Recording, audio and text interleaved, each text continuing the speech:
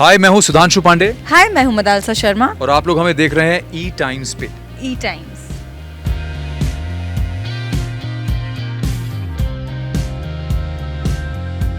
इतने beautiful locations में हमें एक रोमांटिक सॉन्ग साथ में करते हुए ऑडियंस को भी बहुत पसंद आएगा। हमने भी यही सोचा बिकॉज ऑडियंस ने हमें इतना प्यार दिया है शो के थ्रू।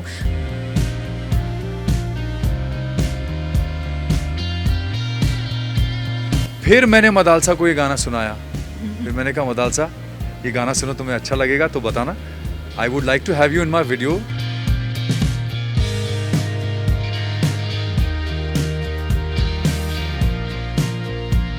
तो इतना कैची था पहली बार ही मैंने जब सुना। And he is got fantastic sense in music, तो उसमें तो कोई डाउट नहीं है। बहुत ज़्यादा एक्साइटमेंट है। अब तो गाना आ चुका है पब्लिक डोमेन में और अब पता नहीं क्या क्या हो रहा होगा हमारे गाने के साथ। अब कुछ घंटों में हमको पता चलेगा कि ऑडियंस उसको कैसे रिसीव कर रही है, कितना पसंद कर रही है। बट मुझे ऐसा लगता है कि मैं बार बार ये कहता हूँ कि दुनिया में प्यार की बहुत ज़रूरत है, प्यार की बहुत कमी भी है। और हम लोगों ने एक लव सॉन्ग बनाया है, तो मुझे ऐसा लगता है कि लोगों को जिस प्यार की ज़रूरत है शायद वो इस गाने के थ्रू उनको मिले और उनको पसंद आए और वो भी हमारे गाने को बहुत सारा प्यार दें।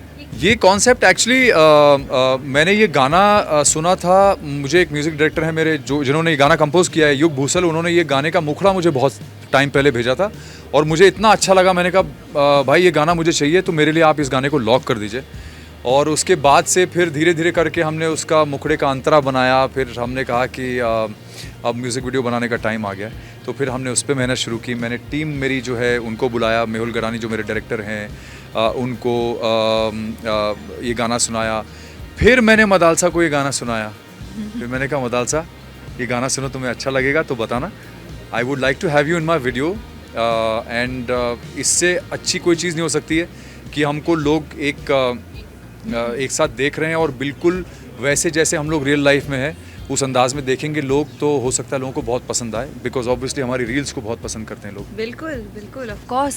तो इसीलिए जब मुझे पहली बार सुधांशु ने गाना सुनाया था तो मुझे बहुत बहुत बहुत पसंद आया। पहले तो मैं शॉक्ड हो गई थी कि मतलब का गाना बन भी गया, you recorded the song and इतने सुंदर तरह से उन्होंने गाया था। ऑब्वियसली एज अ सिंगर तो मैं जानती हूँ कि he is such a fine singer, but जो गाना भी है it was something out of the ordinary.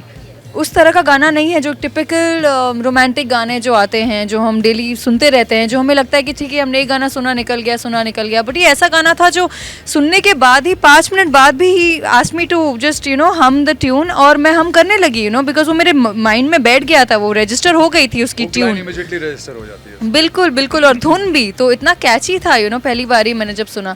And he is got fantastic sense in music, तो उसमें तो कोई डाउट नहीं है। एंड देन बिकॉज लोगों ने हमें एक साथ देखा है, इतना प्यार दिया है काव्या एंड वनराज, तो उनको ये गाना, इस गाने के थ्रू हमारा एक अलग गेटअप देखने मिलेगा। एंड ऑफ कोर्स इतने ब्यूटीफुल लोकेशंस में हमें एक रोमांटिक सॉन्ग साथ में करते हुए ऑडियंस को भी बहुत पसंद आएगा। हमने भी यही सोचा बिकॉज ऑडियंस ने हमें इतना प्यार दिया है शो के थ्रू, हमारे रील्स के through. So I think this is a very good it's a very good way to pay back our love to the audience also through this song.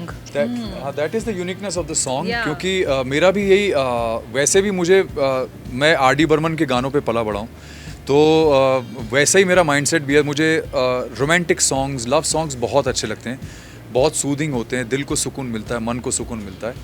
और आज की डेट में जहाँ हर गाना इतना ज़्यादा हैवी ड्यूटी बीट्स वाला होता है, हर इंस्ट्रूमेंट्स बहुत सारे होते हैं, उसमें सिंगर क्या गा रहा है, क्या बोल रहा है, कुछ समझ में नहीं आता है। उसमें 2-4 गालियाँ भी आ जाती हैं, पता नहीं क्या क्या निकल जाता है उसमें, पता नहीं चलता है। तो ऐसे माहौल में मुझे लगा कि अगर मैं गाना लेके आऊँगा तो ऐसा गाना लेके आना चाहिए जिसकी लिरिक्स का मीनिंग होना चाहिए, उसमें सोल होनी चाहिए, और लोग जब वो लिरिक्स सुने तो उससे उनको इंस्टेंट कनेक्ट फील होना चाहिए। दैट इज़ वाई मैंने डिसाइड किया कि मुझे ये गाना बनाना है।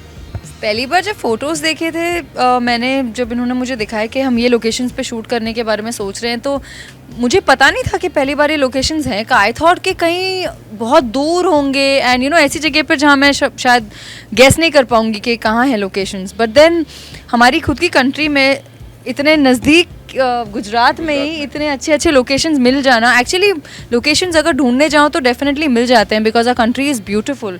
बट उनको ढूंढने में जो मेहनत लगती है ना, that is actually the real job is to do that, because to find such amazing locations जो अनटच्ड हो. इतने लोकेशंस है कंट्री में but they're all been used before. ये ऐसे लोकेशंस है जहाँ पर किसी ने पहले शूटिंग की नहीं है, और यहाँ शूट करना इतना आसान भी नहीं है. यू नो, अगर किसी को कन्वीनियंट शूटिंग करनी हो तो they can even skip these locations because it's very difficult to shoot here.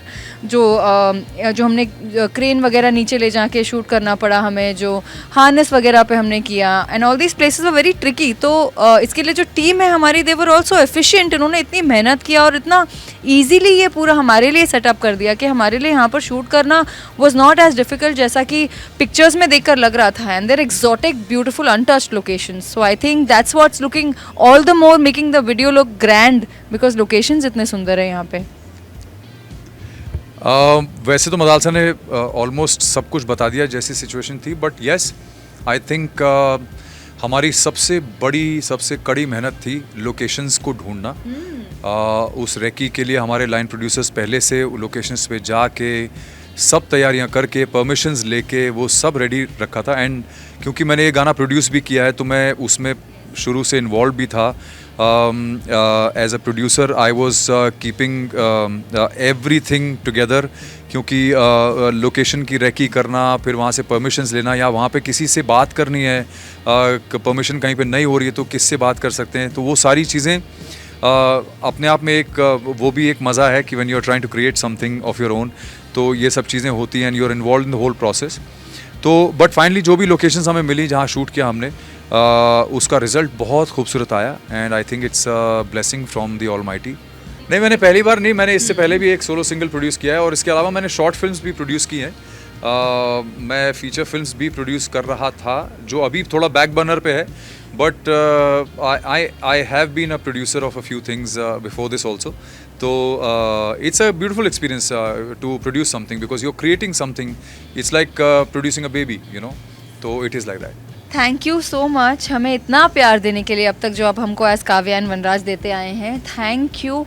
और उतना ही प्यार हमें इस वीडियो के थ्रू भी दीजिएगा एज मदालसा एंड सुधांशु, क्योंकि हमने बहुत मेहनत की है आप तक एक डिफरेंट और unique version of Kavya and Vanraj दिखाने की आपको इस गाने के through. So please watch the song and बहुत सारा प्यार दीजिए जैसा कि आप अब तक देते आए हैं. And it's a beautiful song, it's a love song and I am sure आपको बहुत अच्छा लगेगा. और आप लोग भी दिल से इसे खूब सारा प्यार दीजिएगा. Thank you.